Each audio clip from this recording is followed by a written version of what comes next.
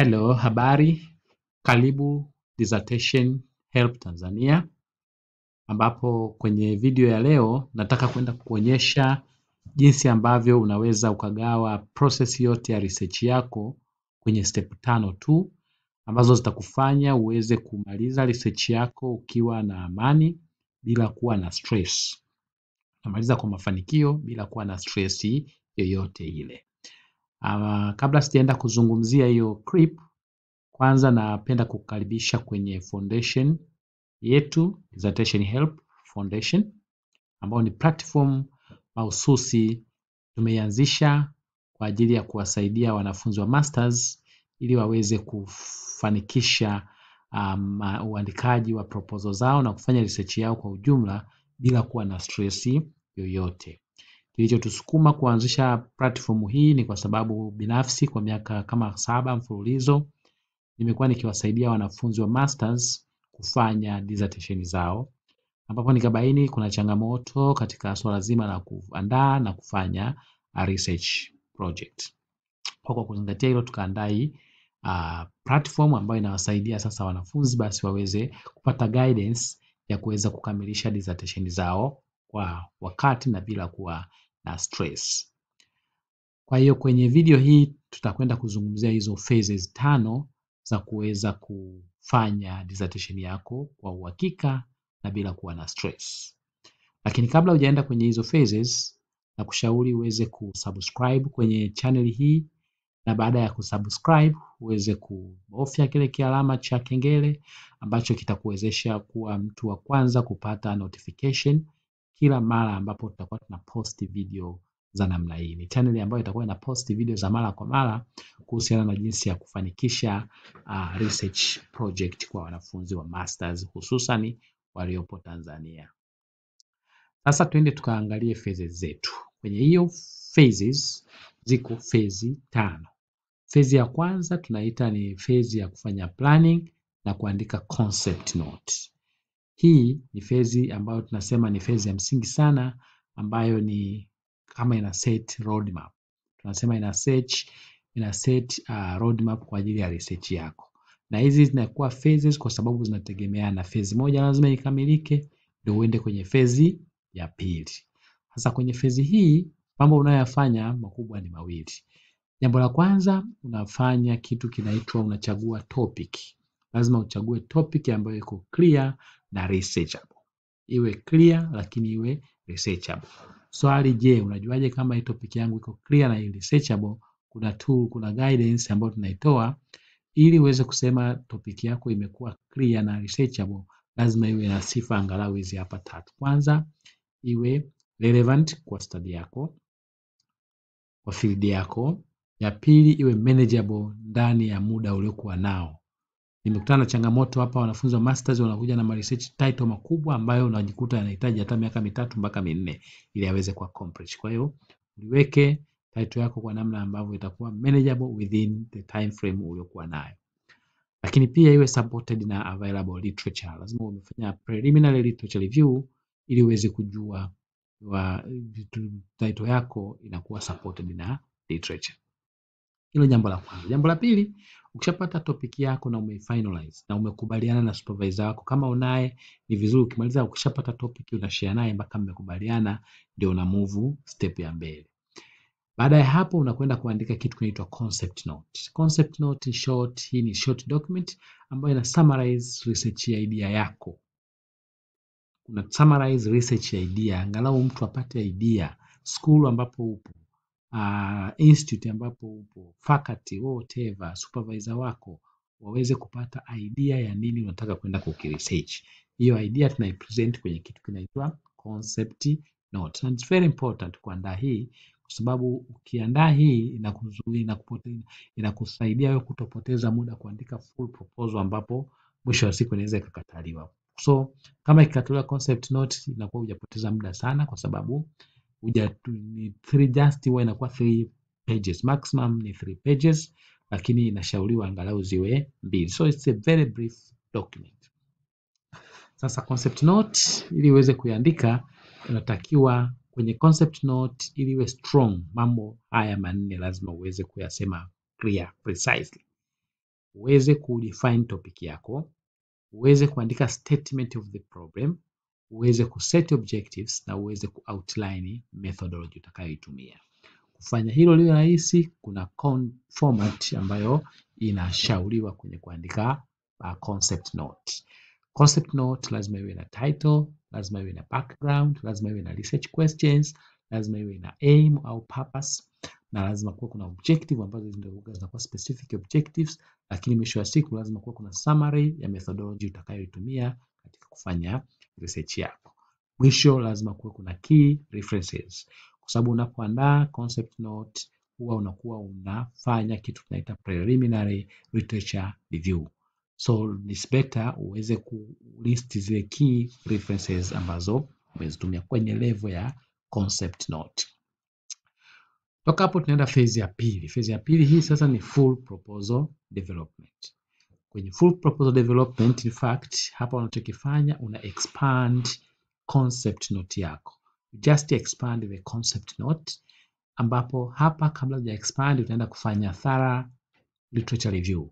Utafanya literature review ya kina sasa. Kule ulikuwa unafanya preliminary, unapitia abstract. Sasa huku unakwenda kufanya concept literature review ya kina, ili uweze kujua existing studies zinasemaje kuhusiana na eneo lako, na mwisho wa siku uweze kuidentify gaps clearly. Lakini pia through literature review unaweza ukapata methodology nzuri ya kutumia kwenye itakayokuguide wewe kwenye kufanya methodology. Lakini mwisho utaenda kudesign methodology yako ambao utadefine your sample size, your data collection tools and methods na analysis plan. Hayo ni mambo ambayo unafanya kwenye full proposal development, la kwanza. La pili sasa unaenda kuandika, putting all things together. Unakwenda kuandika, ambapo kwenye kuandika proposal, full proposal, utaandika chapter kubwa 3. Hizo lazima zisikose. Chapter kubwa 3. Kutakuwa kuna introduction, kunatakiwa kuwe na literature review, kunatakiwa kuwe kuna chapter ya methodology. Hapo ndio unapata a full proposal. Of course kutakuwa kuna annexes, data collection tools na vitu vingine, lakini these are the basic ingredients za proposal, au tunasema structure of the proposal. Kwa hiyo hizi utaziandika, of which huwa inakuwa ni just kuexpand hapa na kuweka vitu pamoja kama umefuata hizo phases ambazo na kuonyesha. Baada ya kufanya full proposal development, utakwenda kufanya phase ya 3 ambayo tunaita data collection. Hizi phase na sisitiza zinategemeana. Usiende kwenye data collection kabla hujamalizana na supervisor wako au university yako kwenye proposal level, kwa sababu imetokea scenario watu wanakwenda field afu akirudi supervisor anakuwa anaongea kingine, data zako zinaongea kingine, kwa sababu ulikuwa hamna makubaliano kwamba ameapprove proposal yako. Sasa kwenye data collection hii phase ya data collection yenyewe ina issues za consider hapa. Huwa tunaanza kuandaa kitu kinaitwa data analysis plan. Data analysis plan hii ni document ambayo ina outline namna gani uta analyze data, na ni vizuri hii document ikaandaliwa kabla hujaenda field. Faida za kuandaa ni kwamba inakusaidia kuona kama data collection tools zako, variables zoziweka zinakuruhusu kujibu maswali yaliyopo kwenye research yako, tunaita research questions. Kama hazikuruhusu, una update tool ili uweze ku capture all variables wakati unafanya data collection. Kwa data collection wakati tunatoka na vitu vinaitwa dummy tables na dummy figures, unaanza kupata ramani ya majibu yako yatakavyoonekana hata kama data hauna. Unaanza kujua table hii itakaa hivi, figure hapa itakaa hivi. It's very important document kuiandaa. Baada ya hapo unatakiwa pia upretest data collection tools zako, na ukisha pretest sasa ukajiridhisha na ukafanya validation, unakwenda kufanya actual data collection systematically kama vile ambavyo umesema kwenye proposal yako. Lakini wakati unafanya hilo zoezi uhakikishe kwamba unafuata masuala ya ethical standards. Kama kuna ethical clearances zinahitajika, hakikisha unazipata zote kwenye level zote zinazohitajika. Baada ya hapo tunakwenda kwenye phase ya 4. Phase ya 4 yenyewe ni kufanya analysis. Ukisha collect data unatakiwa kufanya analysis, na baada ya kufanya analysis utaandika dissertation yako. Ambapo katika hii phase wakati unafanya analysis itategemea kama umefanya qualitative study utatumia software kama SPSS, kama Stata, kama Excel. Kuna lot of statistical package ambazo zinaweza zikakusaidia kufanya analysis vizuri. Lakini kama umefanya qualitative study au umefanya mixed method, utalazimika pia ndani yake pia ufanye kitu kinaitwa qualitative data analysis, ambapo huko utafanya labda thematic coding kwa kutumia, pia unaweza kufanya manual coding au ukatumia software kama InVivo kwenye kufanya analysis. Hiyo unakuwa umaliza analysis. Baada ya kufanya analysis unakuja kuandika dissertation. Kwenye dissertation writing kimsingi inakuwa inahusisha chapter 4. Chapter ya kwanza inakuwa ni introduction. Chapter ya pili inakuwa literature review. Chapter ya tatu inakuwa methodology, ambapo kuanzia chapter 1 mpaka 3 in fact unakuwa nazo kwenye proposal yako. Ulipoandika proposal, hizo chapter za kwanza zimetoka kwenye proposal. Sasa unakuja kuongezea chapter ya results ambazo data umezianalyze, umeshazichakata, una present majibu yako. Na ni result presentation. Una present majibu yako. Ukisha present majibu yako unaandika chapter ya kudiscuss matokeo yako au majibu ya utafiti wako.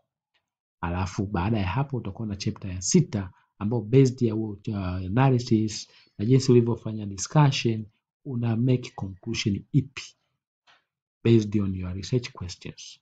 Lakini pia unakuja na recommendations zipi kwenye tafiti yako. Kwa hiyo hizi ni component ambazo kwenye research proposal, kwenye dissertation lazima ziwepo. Maximum standard ndio hiyo. Kama kuna specific requirement kwenye chuo chako haitatoka mbali hapo. Mara nyingi wengine wanaunganisha results and discussion. Kwa hiyo zinakuwa chapter 5. Ila all in all hizo vitu 6 lazima vionekane kwenye dissertation yako. Phase inayofuata huwa inakuwa ni optional, sio mandatory kwenye vyuo vingi, lakini kuna wengine ni mandatory kufanya publication. Ambapo hapa in fact tunaandaa kitu kinaitwa manuscript preparation, au tunasema una prepare a publishable manuscript. Kama chuo chako kinahitaji, hapo unabidi uandae. Lakini hata kama hawahitaji, manuscript ni document muhimu kwa sababu ndio inakubadilisha kutoka unatoa kwenye dissertation yako unaenda kuandika publishable journal article, ambapo utahitaji kuicondense. Hapo unaanza kucommunicate findings zako, disseminate findings zako kwa wataalamu wengine kwenye dunia, kwenye sura zote unazozifahamu wewe, ili na wao wajue umefanya nini. Na hapa utazingatia format. Kwa kila journal inakuwa ina format yake, lakini unatakiwa upate pia guideline za jinsi ya kuandika hiyo, lakini pia unatakiwa ucondense hiyo dissertation yako kulingana na mahitaji ya hiyo journal husika. So hizi ni phase 5 ambapo ukitaka kufanya research yako kwa mafanikio lazima uzifuate kama ambavyo nimezizungumzia. Kwa hiyo na kushukuru sana kwa kuweza kuangalia video hii mpaka mwisho, na kama umeona content za video hii zinakusaidia, basi usisahau kusubscribe, na ukisha subscribe kwenye channel yetu hakikisha kwamba unabofya kialama cha kengele, ili basi tutakapokuwa tunapost video zetu uwe wa kwanza kuipata. Hali kadhalika hakikisha una share video hii na marafiki zako. Najua unao marafiki ambao nao wanatamani kupata content kama hizi, basi share nao video hii ili nao basi waweze kufaidika na content ambazo tutakuwa tunazitoa mara kwa mara. Hope umeenjoy. Karibu sana kwenye channel yetu, subscribe ili tuwe tunakutumia video zenye nature kama hii mara kwa mara. Karibu sana.